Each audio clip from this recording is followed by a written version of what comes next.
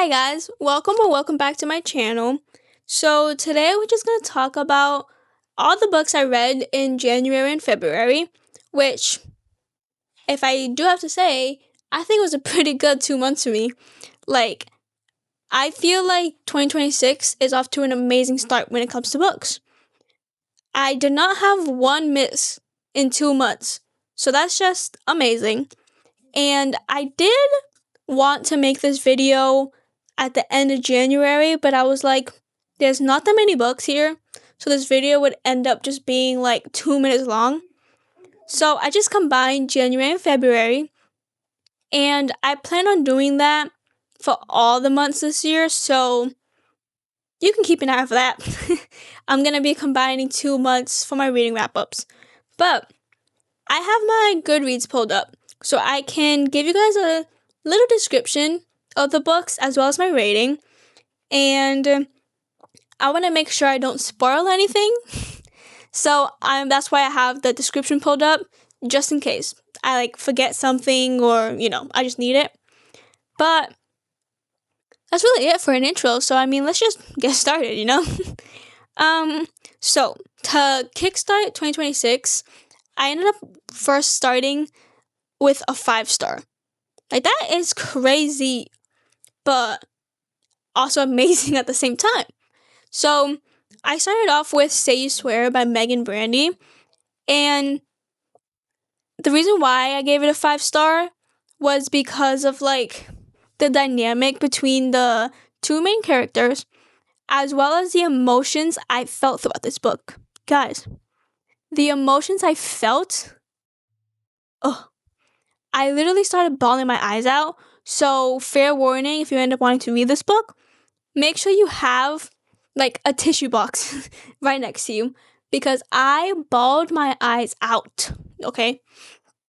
But this is a football college romance book, and for her whole life, she's always had this one clear path on how she wants her life to look, and it always included this one dude, right? But the summer right before they started college, she confesses her feelings for him, and it does not go how she wants, okay? Just not. So her whole path that she's always been envisioning just took a sharp left.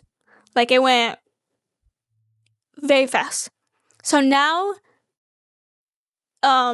she's trying to experience college while experiencing this heartbreak, and she does not know what to do. This guy that she always envisioned herself with is part of her friend group, because she has had this friend group of best friends since she was very young, and it includes her brother as well. And now she doesn't even want to interact with them because she's I don't know what to do anymore. So now her whole life is just turned upside down. But then she meets Noah Riley, okay? And her whole life just gets a little better. But at the same time that this is happening with Noah Riley, in the back of her mind, she has this first love, and it's just, this whole book is her fighting with everything, basically. But it was 5 stars for me. I enjoyed every part of this book. It was all amazing. So I highly, highly suggest. Anyways, after Say You Swear, I read Fake Skating by Lynn Painter and rated it 4 stars because, honestly, I feel this is not a book that Lynn Painter doesn't do well. Well, I've only read one other book by her, I'm pretty sure, which was better than the movies, but they were both good for me. So there's not a character that misses that she writes, especially her MMCs. They just don't miss. I don't know. But Fake Skating is about Danny and Alec, who have been childhood best friends for so long, until Danny moved away and they didn't speak for years. Danny then moves back into town once they're in their senior year, and Alec now is this big hockey star in their high school. Like, he's very popular. He's like the it boy, you know? And she's just like, that's not my Alec. Like, where did my Alec go? She's like, wait a minute. They started fake dating, actually. And they're like fake dating. I feel like fake dating is just always good. I always eat fake dating up, honestly. Like, it never misses for me. I don't know what it is. But they start fake dating, and it's kind of like their fake dating is complicated because there was a miscommunication that had happened right before. Nope, it was after Danny moved away. Was when they had a little bit of a miscommunication for something.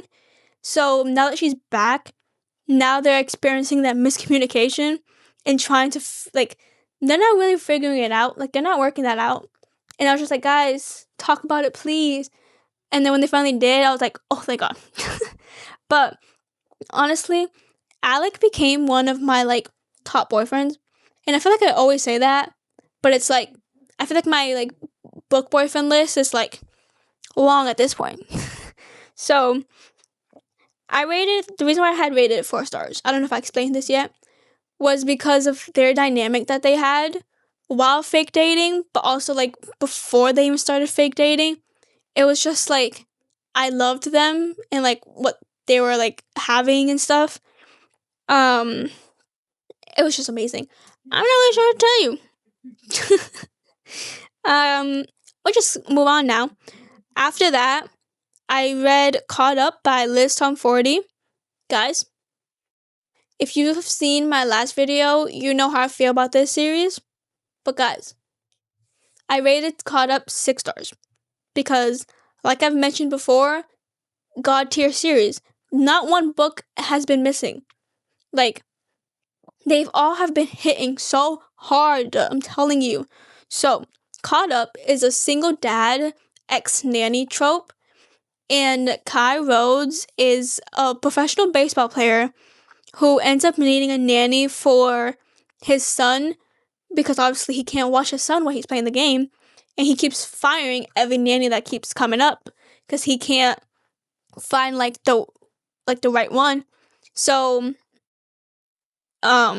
his coach ends up suggesting his own daughter because he's like, my daughter's gonna be in town anyways, and it's my daughter, so I know she's good. So her name is Miller. Miller ends up being like the nanny for Max. Every time Kai needs to go do something with the team, whether it's the games, interviews, anything. And Miller is also a pastry chef, which I also love that because I had studied to be a pastry chef. Like, I have a degree in it and everything. So it was just like perfect. And I do have to warn you, because no one had warned me, you probably will cry. Well, maybe. I bawled my eyes out. Max made me bawl my eyes out, like, towards the end. I was like, I couldn't stop crying. It just kept coming and coming. I don't know. But just fair warning about that. And I think this one has probably become my favorite of the series so far, because I loved Miller, I loved Max, I loved Kai, I loved the dynamic of everyone that was in this book. I loved Isaiah, like, everyone was just amazing in this book. So if you haven't read this book, I highly, highly recommend. If you haven't read the series, I highly, highly recommend. I know a lot of people are 50-50 when it comes to Mile High, which is the first book, and they either DNF it or rate it really, really low, which I don't really understand why. But if you were a person that read Mile High and could have finished it and didn't want to finish the series, I highly suggest continuing the series. Or if you end up reading it for the first time and you don't like Mile High, please continue the series still, because the books are just they're just great, okay? After Caught Up, I ended up reading Powerless by Lauren Roberts, and I rated that one 4.5 stars because I really, really enjoyed like the banter between Kai and Peyton the whole time. And I also really enjoyed like the trials games aspect of it and like all the powers that everyone has. And one of my favorite like game trial things, whatever, was the one where they were like in the forest, right? And this is not a spoiler, by the way. 'Cause I'm not really giving details, but I really liked how all of that had played out. And I swear, guys, if she ends up with someone else at the end of this trilogy, I'm gonna be so mad. She better end up with Kai, guys. She better. She better. And if you don't know, sorry. Powerless is about Peyton and Kai. And Peyton is an ordinary, meaning she has no powers like the rest of like her city has. And whenever the king finds out that there's an ordinary, he gets them killed because he thinks, well, he's been telling people that when an ordinary is near someone with powers, the ordinary can somehow take their powers. Like the elite is what they're called, people who have powers, that their like power gets slipped away because the ordinary has like a disease that makes their powers just poof away. I don't know. But so the fact that she's in the town like this and she doesn't have powers, she tries her very, very best to hide it. And then one day she gets invited to do these trial game things. And then the whole time she just needs to survive this while keeping her secret that she's an ordinary. And if I do say so myself, she did a pretty good job. Honestly, she did a good job. But I recommend that one as well if you haven't read it. Honestly, I recommend any of the ones I've mentioned so far because, like I said, January and February were really, really good months for me. So everything was just a good rating. And lastly, I read Picking Daisies on Sundays for my book club that I have. And I ended up rating that 4.75 because, guys, I literally read about 70% of this book in one singular night. I could not put this book down. I had work the next day, and I ended up staying up till 3 a.m. to finish this book because I just did not want to put it down. It was fast-paced. Like, the dynamic between the two characters was amazing. Like, there were a lot of quotes in this book that it just kind of hit me right in the heart. And I was just like, oh, I can't. It was just amazing. Picking Daisies on Sundays, it's about Danny and Levi. And they were like childhood best friends. And on prom night, Danny confessed her love to Levi. But he basically didn't feel the same. So after that, they didn't speak for 4 years. 4 years, that's crazy. Then one day, they kind of met. They met again at a bar. And they like rekindled, and I don't know where Levi kind of makes this whole story up that they're fake dating because of someone else that was there. I don't want to say too much, but so they end up fake dating, and as they're fake dating, they start realizing like they missed so much in 4 years. Like they were childhood best friends, so their friendship kind of rekindles, and it's just beautiful, honestly. And but at the same time that like they are fake dating and like rekindling their friendship, she's also at the same time thinking in her head like, should I have told him no about fake dating to like protect my own heart? Because she like still has like love for him and still like kind of like loves him. So she's like, I probably shouldn't have done this. Like I'm gonna break my own heart once this is all over. And it's just like, oh, it's so sad. But the banter that they both have, and then like the quotes that Levi says a lot. Levi is amazing, guys. If you haven't met Levi, please go meet him. And this book actually just got like traditionally published actually, And as I was reading it, it was like the week of it like getting traditionally published. And in the Kindle version, there were some like editing errors that probably should have been fixed, which probably have been now. But I was able to read past it. And I know some people can't read past it, so they probably DNF'd it or haven't tried it or something. But please try it now, because I think it's a really good book, and I think you will really enjoy it if you really like contemporary romances. This one was just really cute and fast paced, so highly, highly recommend that one. After I finished picking days on Sundays, I haven't started a book again because I don't know which one to read.